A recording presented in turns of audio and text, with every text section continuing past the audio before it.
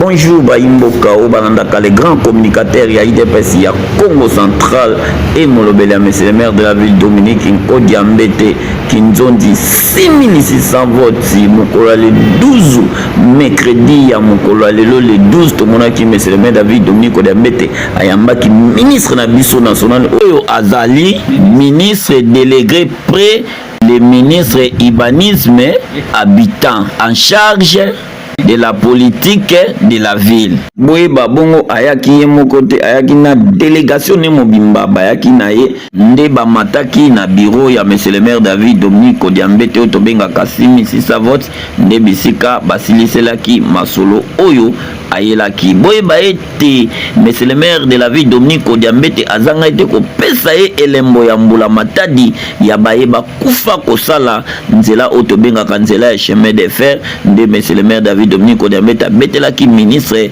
lisolo moke nde apesaki ye elembo oyo po elakisa ete ke anyataki mabele ya ville ya Matadi. Maloba mususu bokoyoka ye moko ministre alobaki na micro ya ba cameraman pe na micro ya cordon PM Amboka botala ba image. Merci. Beaucoup de nos ancêtres qui avaient péri parfois par les éboulements, vous entrez dans les tunnels, vous creusez, il y a éboulement, vous mourrez.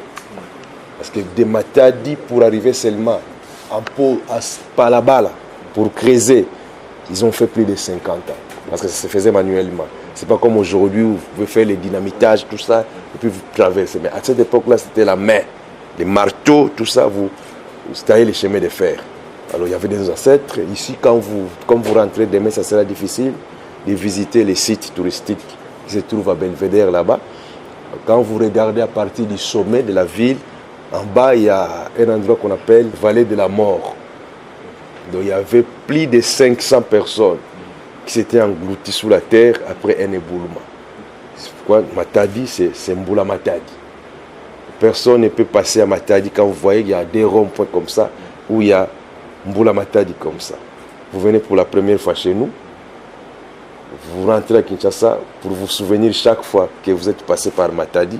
Voilà notre modeste cadeau.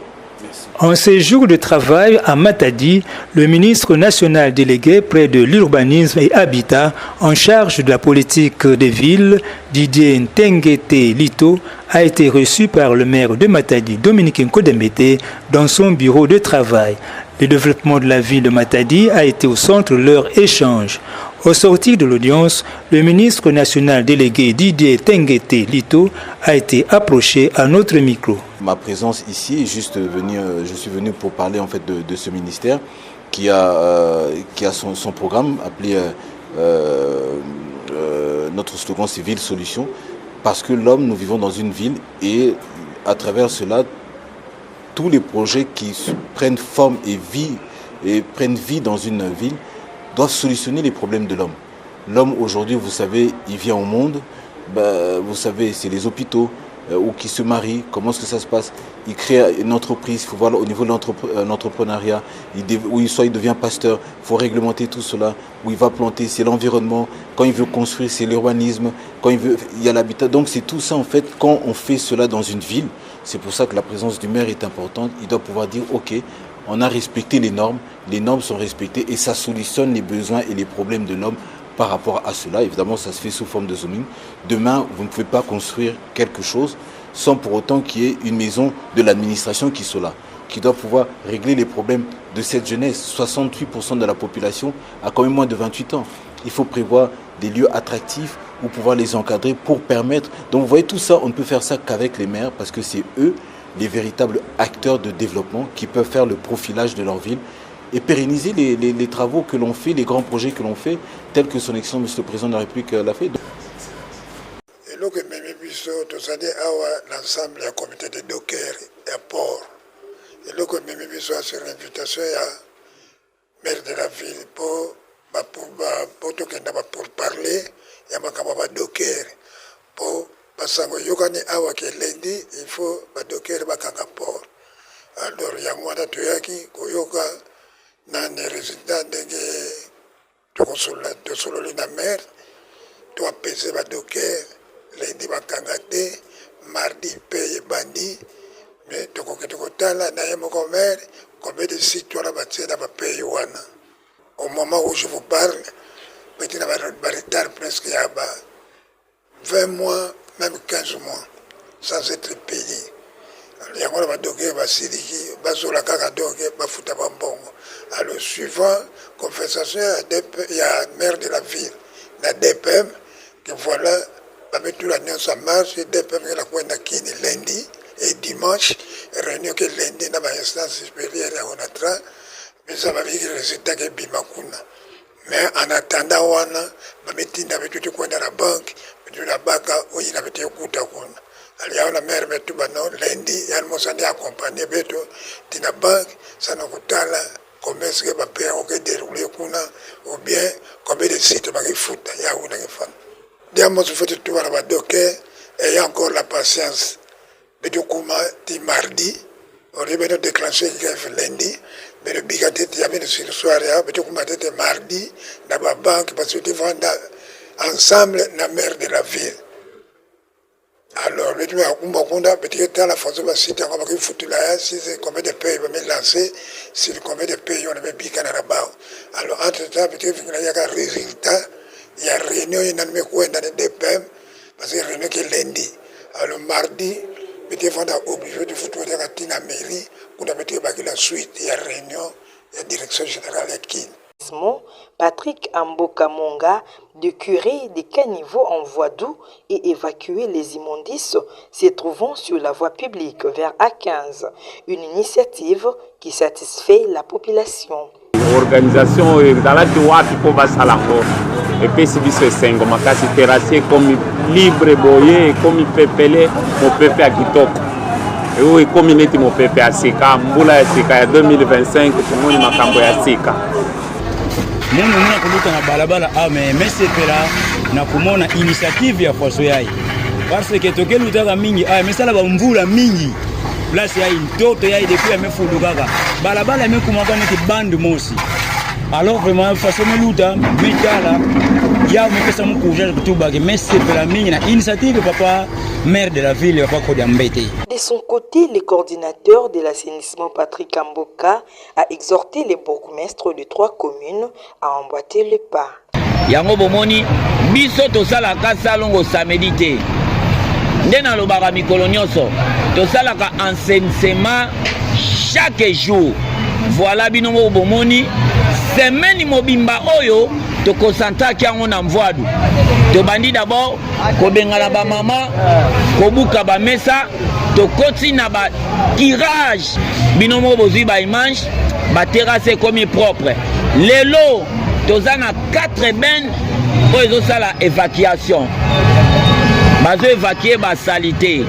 Enseignement ya ville, bopeto ya ville ezakaka monsieur le maire. Chef d'établissement des écoles publiques, par le biais de leur présidente de l'association Marie-Thérèse Lusikila, ont remercié l'autorité urbaine d'avoir rehaussé de sa présence cette cérémonie et ont exprimé leur compassion à nos frères de l'Est victimes de l'agression rwandaise. Parce que maintenant, nous devons apprendre à nos enfants le patriotisme.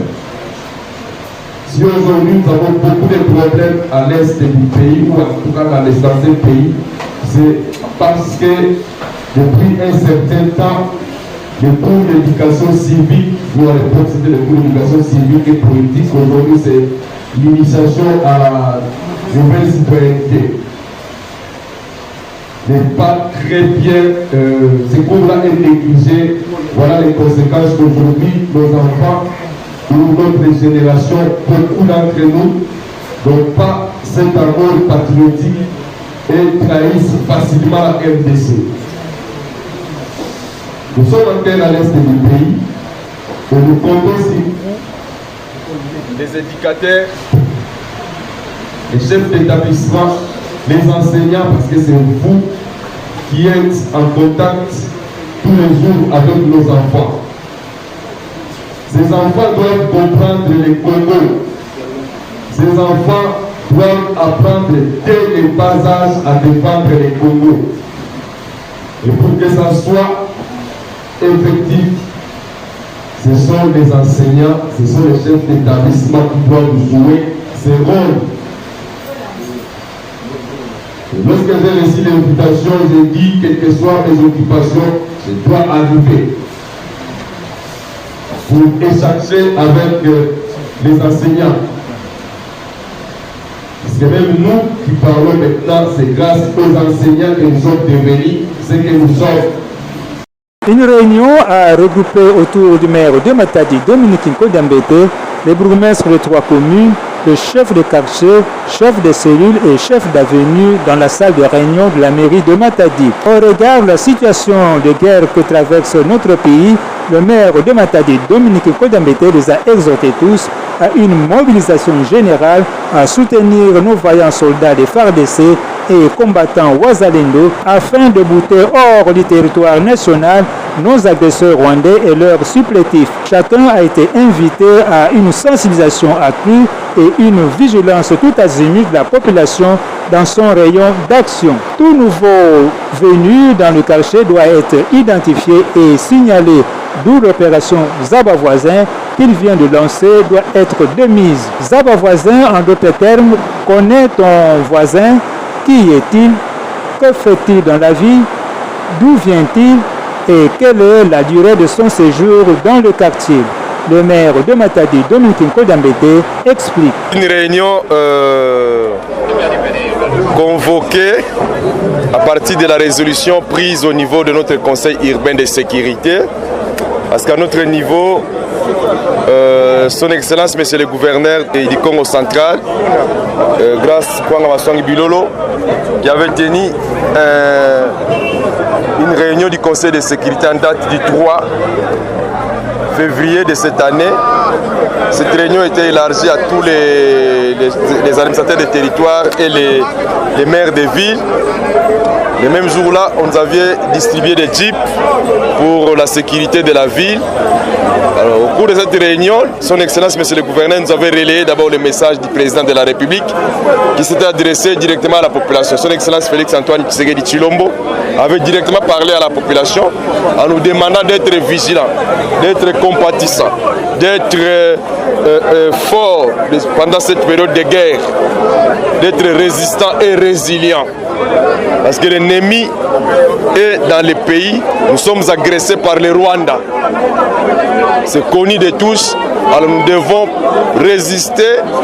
On ne doit pas permettre au Rwanda de continuer à se moquer du Congo. Alors, à notre niveau, ce n'est pas l'affaire du président de la République seul. Ce n'est pas l'affaire du gouverneur seul. Ce n'est pas l'affaire du maire de la ville seul. Ce n'est pas l'affaire des bourgmestres ou des chefs d'avenue seul. C'est l'affaire de tous les Congolais. Nous devons nous mobiliser pour barrer la route à l'ennemi, qui est le Rwanda, qui est dans notre pays par l'entremise de ces marionnettes du M23. Alors voilà que dans ce cadre-là, nous avions reçu des résolutions, nous avons reçu des instructions auprès de son Excellence, Monsieur le gouverneur, pour que nous puissions continuer à faire la sensibilisation. Et c'est ça la sensibilisation. Nous avons tenu notre réunion du Conseil urbain de sécurité au niveau des communes. Nous avions demandé à nos bourgmestres également de faire la même chose au niveau des communes. C'était fait hier lundi. Et aujourd'hui, nous avons réuni tous les chefs de quartier, tous les chefs de cellules, tous les chefs d'avenue de notre ville pour que nous puissions parler sécurité de notre ville, de notre province.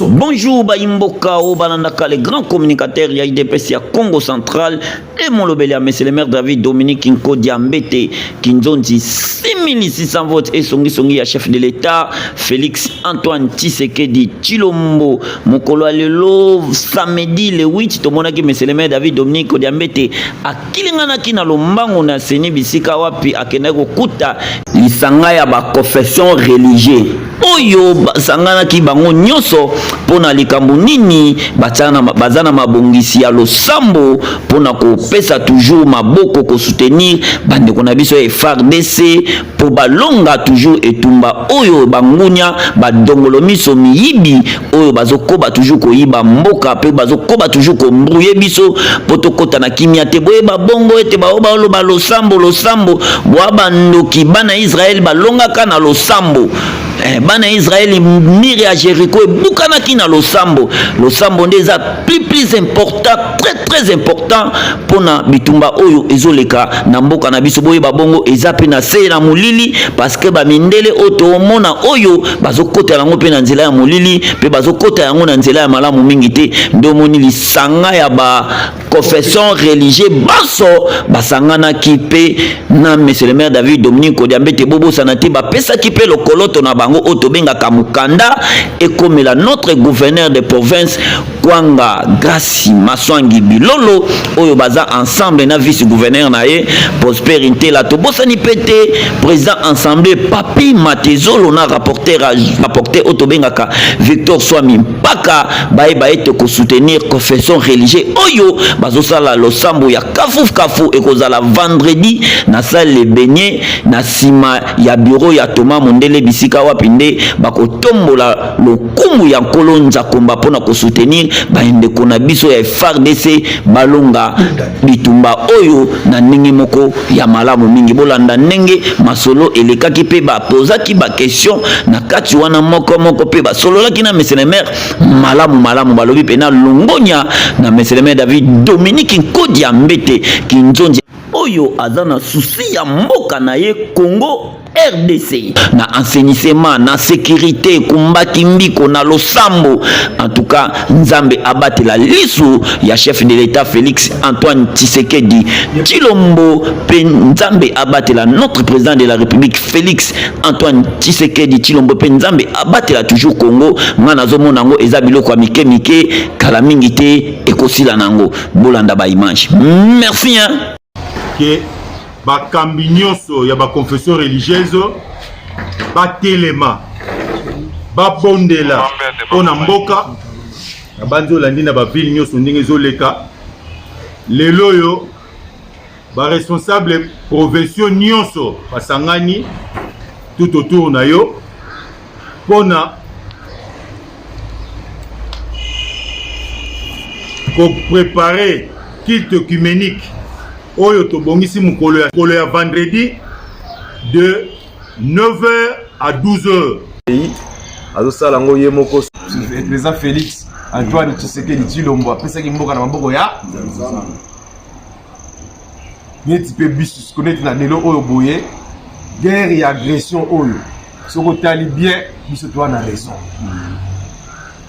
bango kuna nde barwande ba na tort or nzamba yokaka prière ya bato baza juste comme si tu as la raison toza juste nzamba yoka prière oyo ya biso akoyoka ya barwande te parce que bango baza ya kubunga yango apport na bino eza très important na moment oyo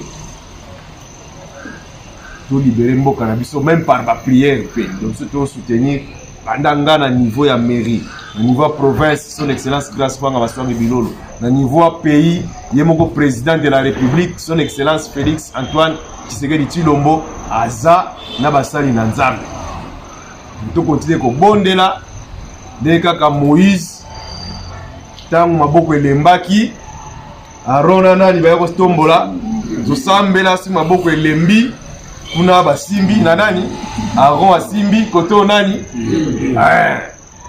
donc faut ezala bongo tibitumba oyo ekosila donc towana kobanga te surtout so na tali configuration RDC tozana basali na nzambe ya solo donc les 14 wana biso tokozala mobilisation ezala makasi nous allons appuyer côté mobilisation na côté nenge tozui de vie oyo donc nango tout de suite là par son excellence monsieur le gouverneur pour que déjà dès maintenant tout banda ba préparatif ya activité à vendredi parce que vous allez intéressanté partout à travers les pays ma province belé va organiser ma ville belé va organiser ce petit kalashi alors que biso ne doit toujours liboso alors que biso ne doit premier na Kinshasa alors que biso ne doit ba victime à liboso ya guerre à est dans 97 98 tango bandi à côté la biso partir à Gitolo tomona ce qui guerre côté za passe insécurité mo ya ce qui guerre côté bako violer bana bako yiba omona na mwasi na obo na présence na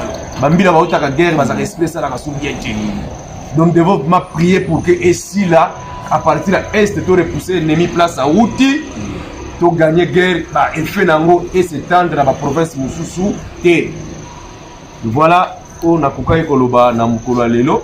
Le reste des jours, tout ça la kill. Si vous refaites ça, bisou maloba, si vous bagez ça, oh ekozala, ya mutu ya pona mukolo wana. Une fois de plus, merci beaucoup l'initiative Oyo Bozui. Poto sambela tata Nzambe a libéré mboka na biso guerre est et sila. Na suki na ngai wana. Message de monsieur le maire de la ville, Dominique Nkodiambete, pour l'assainissement de la ville de Matadi. Débêchez! Quelle est la saleté? Quelle est la tondi? Namoni, comme moi quand on a prince.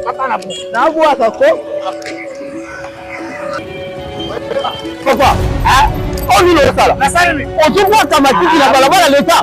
Binonde bozo comme sa ville à Matadi salité, si malango bo comme ko finge la roba code. Papa, comment on a mobile nanga? Aboti matiti na balabala l'État. Est-ce que aboni mutu?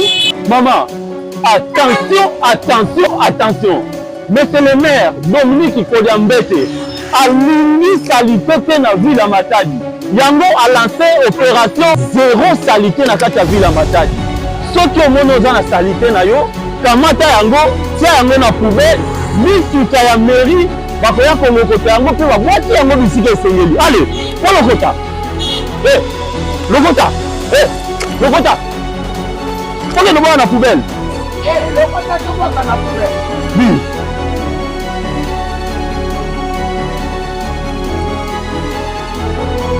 Merci, Toyoki. Félicitations, monsieur le maire de la ville, Dominique Nkodiambete. Ngana kanisa kitaka, asuki na makambo ya bakoyuna, kumbakindiko. Ndoke na makambo ya salibite. Kobanda lelo, salite. Tokomboli tobombi, samedi mukolo ya talon, tobinisi. Merci papa. Kende, tokansi toboka kasusu. Loba tokomi banyama. Message de monsieur le maire de la ville, Dominique Nkodiambete, pour l'assainissement de la ville de Matadi.